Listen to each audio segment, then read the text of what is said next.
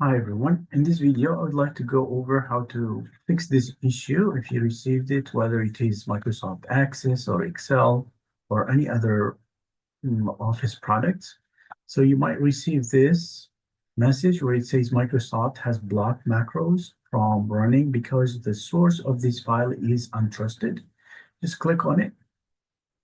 And then when you click on it, it will take you to a page here where it explains to you what this really means.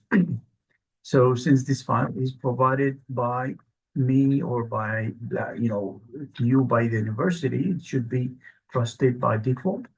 And to unblock this, you will need to go through these steps here. So you will need to close that file and then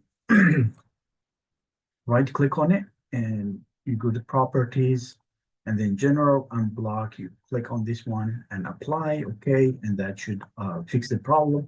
So let me show you how that can be done. So I close this guy, whether it is Excel or Access. Then I right click on it, go to properties and unblock, apply, say okay. So now I can just click on it again. Now it should allow me to navigate through the file. I hope this helps and all the best to you.